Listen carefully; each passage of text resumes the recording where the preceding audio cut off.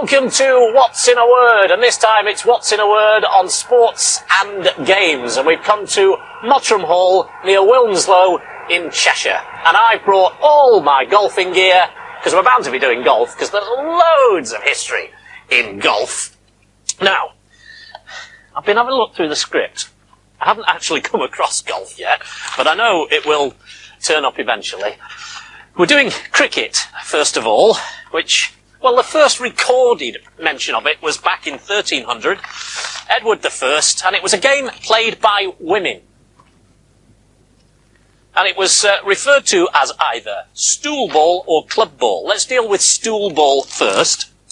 The women would bring a stool out of the house, place it, and you threw a ball at it. And you had to keep the ball away with your hands. Now, you had little milking stools, but you also had a taller stool, which had a hole in the top. And that's the one you sat on when you went to the toilet, with a sort of chamber pot underneath. And that's why, when you go to the doctors today, if you're particularly unfortunate, the doctor might ask you for a stool. Then, club ball came along. Now, either of these could have been the origin of cricket, but that's where you actually used a piece of wood to hit the ball. It was a kind of staff, which was known as a crick. Cricket. Now, what about the stumps? They were literally tree stumps. That's why they're called stumps. But on the South Downs, the shepherds there, they didn't have any tree stumps because there were no trees growing. So they would use part of a lambing pen.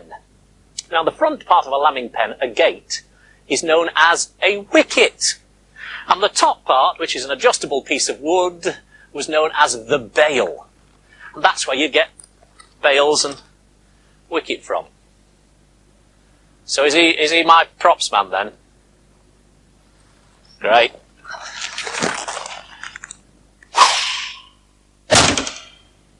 I know, we're doing cricket, but the lad thinks he's going to play for England, so I thought I'd help him out and give him a bit of practice in nets.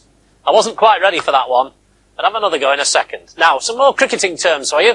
What about an umpire? Well, it comes from the French numpère, which was someone who used to adjudicate over the game. We changed it to a numpire, and then we dropped the num, and it became an umpire. Overs? Well, that was another one. Bit harder if you can, because you're not really testing me. You changed over batsman. And that's... see? That's where overs comes from. And bats? Well, bats were all sorts of different sizes. You could have whatever size you liked, whatever suited you. You could have one as big as a barn door if you wanted to. If you could wield it, that is. And I was talking about women playing cricket before. Well, all sorts of people started... It's a bit wet. It's the grass. All sorts of people started to play cricket. I'm talking of social classes. If there was someone who was worthy of respect, you took your hat off to them.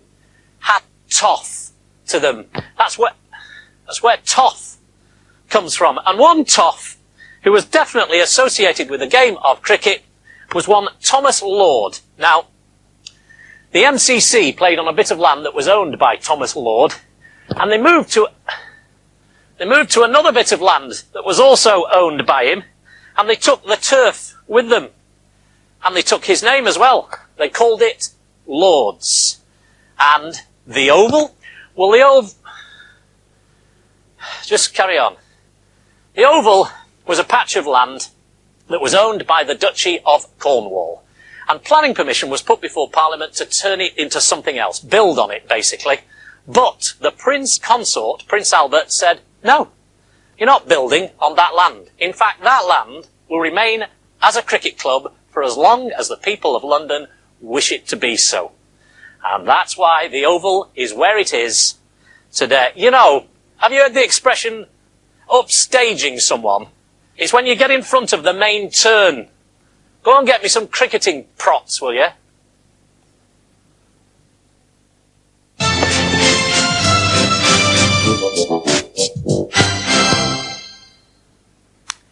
Now, why is a cricket pitch 22 yards long? Well, that goes back to farming. Everything seems to go back to agriculture.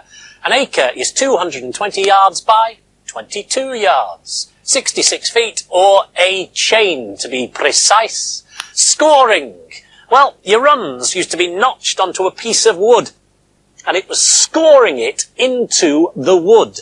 And that's where scoring comes from. If you hadn't scored anything, the wood was virginal, and an over would become a virgin, which was later changed to a maiden over. When they started writing it down, if you'd scored nothing, they would put a circle, but it was sort of shaped like a duck's egg. A duck egg, which later became out for a duck. And, thank you, take that. If you were out twice for a duck, you had two circles like that next to one another, which look like spectacles. And that's where we get making a spectacle of yourself from. Now, that was underarm.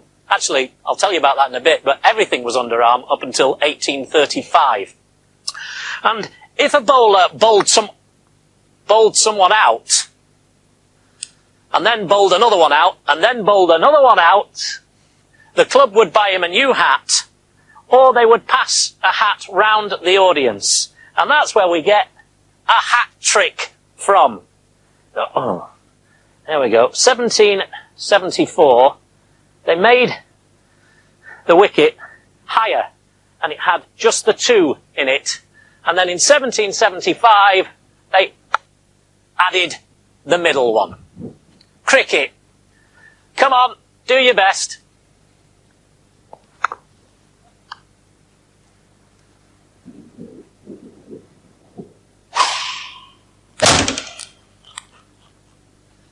Fantastic. Now I get to play a little bit of golf. And still doing cricket. Right, okay then. What about the ball itself? Do you know it used to be leather with quills stuffed inside it? Quills from pens stuffed in. And then it changed to corkies, hitting a corker. Bowling. 1835. Women used to bowl underarm. It's mainly women that played the game. Underarm. But they wore big, frilly skirts and they got in the way. So they started bowling round arm. Like that. And then the men came into the game and started bowling overarm. Like that. They got pretty good at the game. Women dropped out of the game and started to make the tea. Right. I'll bowl to him. There we go. Of course, if you can't bowl him out, and I probably can't, you can always stump him. Wicket-keeper might stump you. And that's why we have, I'm stumped, if I know that expression. And if you just miss the wickets, you're missing it by a cat's whisker, or by the skin of your teeth, or by a lick of paint. All expressions that came from cricket. See if I can do another one. Oh! Yeah, alright, so it was a bit wide. That's all. Stop barracking me. That's interesting. That came from Melbourne in Australia. Blokes playing football. There was an army barracks nearby and the soldiers used to shout abuse at the people playing football and it became known as barracking. But you don't have it in cricket because that's simply just not cricket. And that's not playing by the rules. More cricketing expressions. And as for the Ashes, 1882, England playing Australia, England lost. And the Sporting Times wrote that the body of English cricket would be burnt and the ashes taken to Australia. 1883, the Australians lost to the English. And as a bit of a joke, they burnt the wickets and the bails and they gave the ashes to the English in an urn. Kept at Lord's ever since. Playing for the Ashes. Yeah, well, I've no chance. I'll stick with my golf.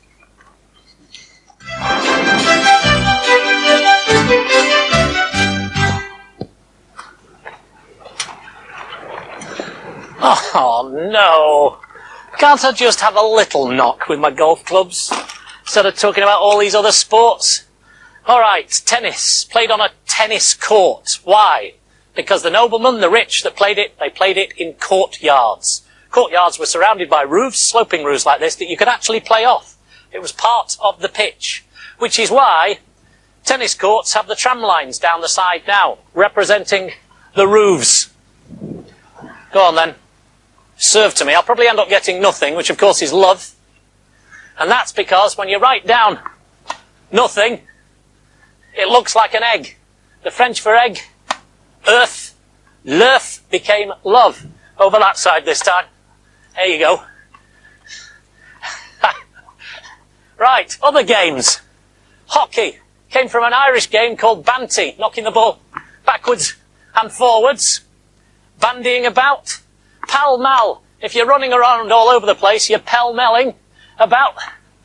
It was actually a game played on an 800-yard-long alley that, I'll serve, that had a sort of hoop at the end. And the winner of the game was the person who knocked it through the hoop in the least number of shots. And they played it just in front of Buckingham Palace, which is why that road is still known today as Pall Mall. And finally, lacrosse comes from a French missionary who was teaching some Native Americans about Christianity, and he also taught them to play a game which he played with his shepherd's crook. And the French for the shepherd's crook is literally lacrosse. Come here. You've been cheating. You were throwing it. There's only one racket for me, the governor. Clever clogs. Mind you, I don't know where that comes from. And if you know, you could perhaps let me know.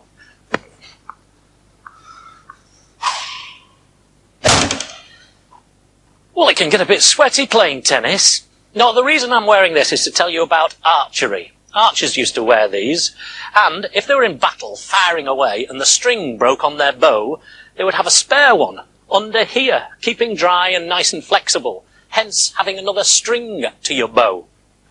Winston Churchill used to do that, V for victory. You do it the other way around, it becomes a little bit ruder, and that's because the English yeomen used to do it to the French, to say, you haven't caught me, and cut off my 2 fingers. Skittles used to be played in a pub, nice flat area, and if you had beer and you had skittles, you could have a life of beer and skittles. That's what the expression means, where it comes from. They had 9 pins. One of the pins was bigger. That was the king pin, which is why if you're good at something, you are the king pin. And it was so popular in America that they started playing it on Sundays. They brought out a law to ban that, and they got round the law by adding an extra pin. 10-pin bowling. Now, darts, they used to be little arrows. In fact, in pubs, you'll still get people saying, you fancy a game of arrows? And they used to throw them into the end of a beer barrel, which is why we have that shape of board, only we have colours now and not grooves. Is there anything you can't do?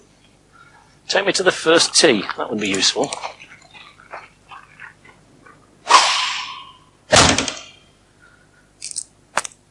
Hey, I'm on the green and I've lost my marbles. Losing your marble. Marbles, they're interesting. You see, they used to make statues out of marble, and the kids used to take chippings from the statues, and they'd round them up and play games with them.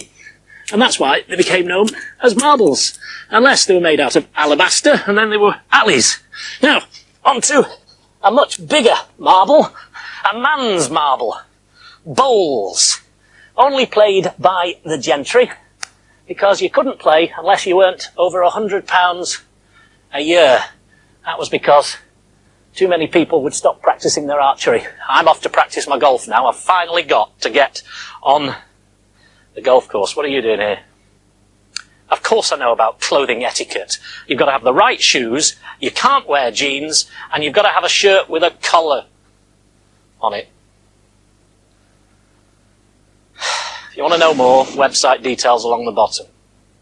Clever clogs.